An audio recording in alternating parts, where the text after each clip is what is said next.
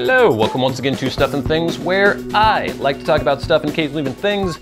I'm your good friend Bradley, and today, due to popular request, I thought it was time for us to do an update video on fountain pens. I've reviewed several fountain pens on this channel in the past, and several people have asked me to do a video talking about my very favorite pen, the pen I like to use the most, or my top 5, my top 3, which are the pens, after I've had them for quite some time, keep coming back to me as the ones I enjoy using the most. Now, I don't collect fountain pens. I use them all the time. When I write, I pretty much always write with a fountain pen, but I only own maybe about a dozen, if I can think about it off the top of my head, maybe a few more than that.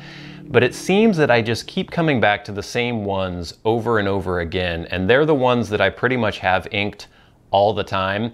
Now, I'm gonna do a top 3, the 3 pens that I use the most, and they cover a pretty wide range of price and also use case, I guess. But I wanted to show you a few honorable mentions before we get to the top 3.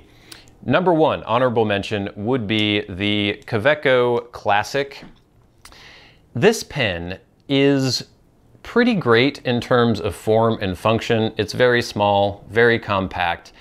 I like the fact, even though I prefer to use bottled ink most of the time, it's nice to have a few pens where you can use a cartridge. This one is not currently inked up, or maybe it was. Okay, I need to clean this one. But for something to just throw in a bag and have cartridges with you, if you run out, you can just pop a cartridge in. It's fine. The only thing that keeps this from being one of my favorites is the fact that it is so light, and I just don't love how light it is. So the Kaweco Brass Sport is a really good alternative to that. I love this pen quite a bit. The nib is fine. I think I have an extra fine on it. It's not fine, it's an extra fine, but it's fine in terms of how it writes. It's a little scratchy, but not too bad. But the one thing you will notice with this pen is that it leaks like crazy, and I don't know exactly what's going on here. I've got a huge glob of ink that just flew out of this thing. I need to figure out what's happening with this pen and why it is leaking so much. So that sort of prevents it from being in my top 5 or top 3, I guess, for the purposes of this video. I love how it feels. I love the weight of it. It's perfectly large enough for my very large hands once I post it. Also, I use cartridges with this, but it started leaking like crazy. So I need to figure out what's going on. So that prevents it from being in my top 3. Another one I would like to mention is just my Lamy Studio. I really like the form and function of this pen. It's basically a Lamia Safari. It has a similar nib, basically the exact same kind of nib that you can get on a Safari, but just a little bit classier, a little bit nicer to hold. It does have this clip on it that some people are a little iffy about, the sort of oar-shaped clip. I personally like it. And I just kind of like the very minimalist design of this pen, and it writes fine. But now let's get to the top 3. The 3 pens I use more than any others. We'll start with number 3, and that one is the venerable Lamia Safari.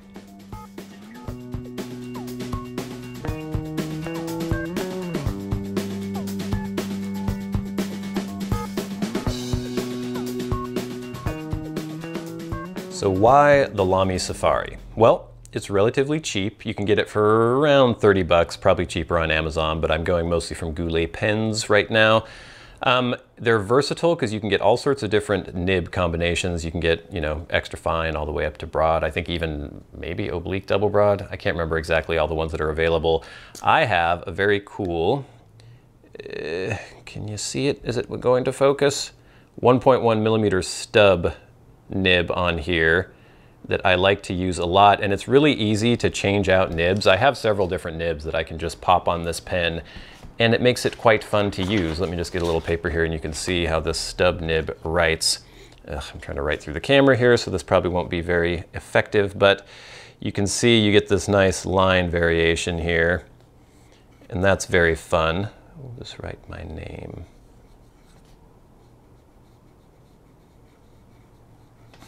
Oops. It's just a fun pen to use. It's also very convenient because if it's just a throw in a bag kind of pen, you can use a cartridge with it, or you can do a cartridge converter and use bottled ink like I have here. So it makes it very versatile. It's light, which I don't always love, but it is very comfortable to hold. You have that sort of, get the focus there. You've got the section that is made in such a way that it makes it very easy to hold your pen correctly. I just like it. I like the form factor.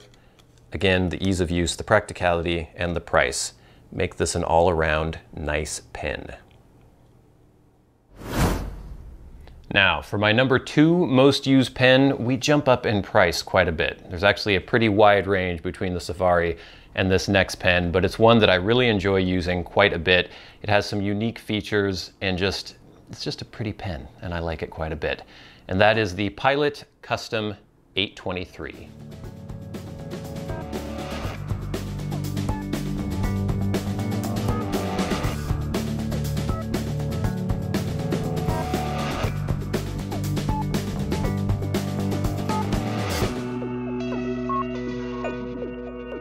The Pilot Custom 823. Now there's quite a bit of a jump up in price here from the Lamia Safari to the Pilot Custom 823. This one, I think on Goulet pens right now is about $288. I got this a lot cheaper from Japan directly. You can also, or you can often find deals on eBay where Japanese pen sellers are selling this direct to you. So you can get it for quite a bit cheaper than $288. But I just love this pen. It has a very classical cigar shape, I suppose. Gold accents, 14 karat gold nib. And the nib is a pretty meaty, nice looking nib there. I think I have this in medium. Is this a medium? I can't remember. Can you read that? Because I can't read it through the viewfinder. I think it's a medium, but it's a Japanese medium, so it's more like a Western fine.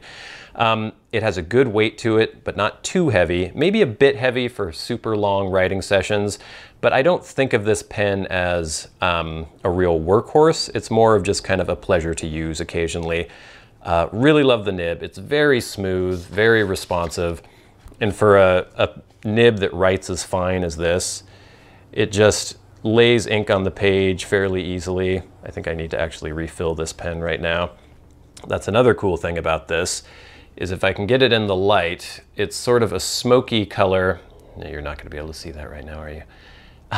But you can actually see how much ink is left in the pen, and it uses this very cool piston filling method where you unscrew this end cap here, and I'm not going to do it now because there is some ink in it at the moment, but basically you unscrew the end cap, you pull up, a piston inside goes up, and then you push down and it creates a vacuum and it fills this very large ink chamber with ink. It's very cool. You do have to keep this end cap unscrewed a little bit as you are writing with it. So just about to there is fine. And that opens a little valve right here, which allows you to write. That might have been the issue actually, is that I didn't have that open. You can write a little bit with the end cap closed. But there you see it's laying down a nice amount of ink. It writes well, very smooth. Not scratchy at all, it just glides across the page. And if you're traveling on an airplane and you're worried about your fountain pen leaking all over the place because of pressure differentials, the fact that this has that valve that closes the ink supply to the nib or to the feed is quite nice. So once you just lay this cap down, you don't have to worry about it. Actually, I think some people actually recommend opening it a little bit. I can't remember now.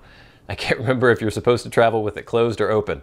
Either way, you're covered as long as you figure out what the proper procedure is there. But it's just a beautiful pen. It's the kind of pen that if you want to show somebody a nice fountain pen, something that has just a really nice, striking, big nib, something that has some weight to it, a little meat to it, this is a great pen, and it is just a pleasure to write with. And now for number 1. Now remember, I don't have a ton of pens, so this isn't based on a huge amount of experience using all sorts of different kinds of fountain pens. These are just out of the pens I own, which I said was about a dozen. This is the one I enjoy using the most. This is the one I reach for the most. This is the one that I feel suits me the best in the way I use fountain pens, and that is the venerable, the classic Lamy 2000.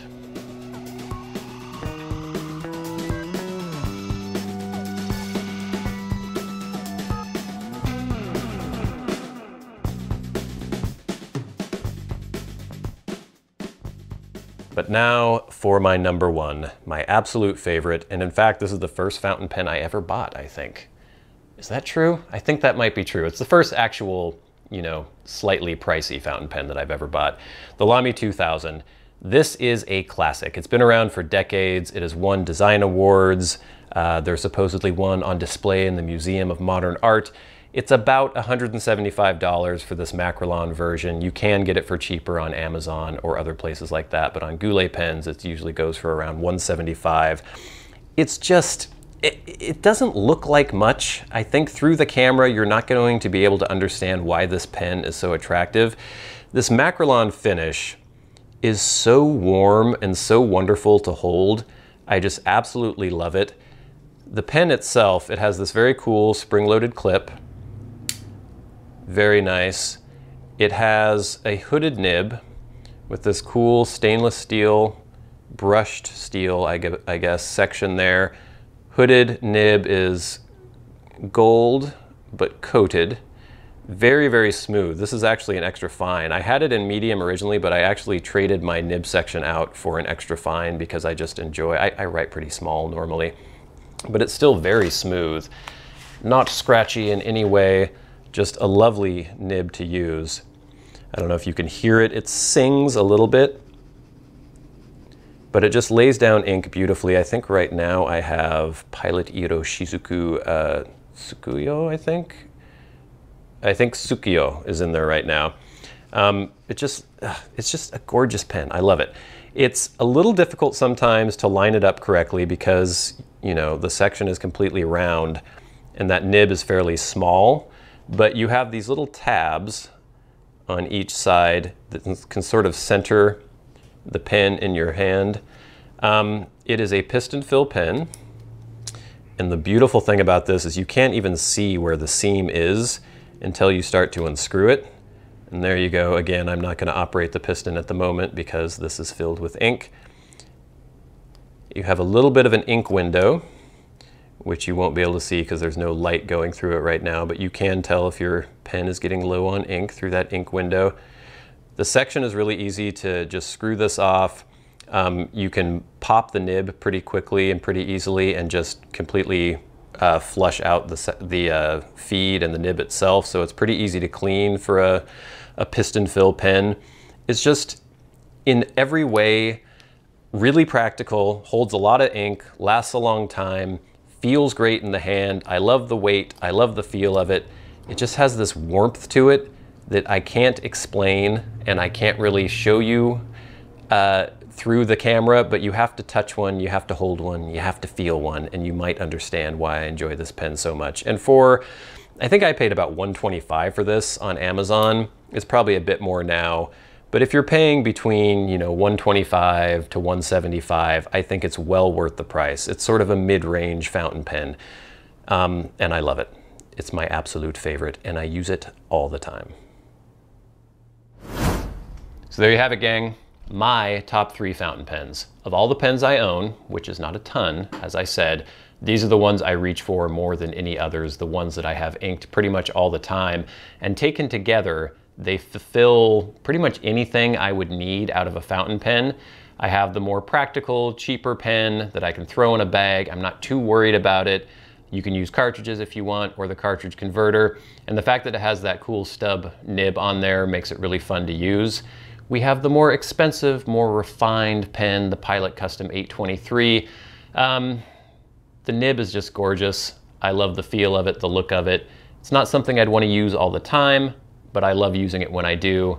And then the all-arounder, the Lamy 2000, is just a pleasure to hold, a pleasure to look at, a pleasure to use, a pleasure all around. So gang, thank you so much for watching this little update on my fountain pens and the ones that I use the most. Until next time, until we meet again, I've been your good friend Bradley, you in the audience. This has been Stuff and Things. I'll see you later.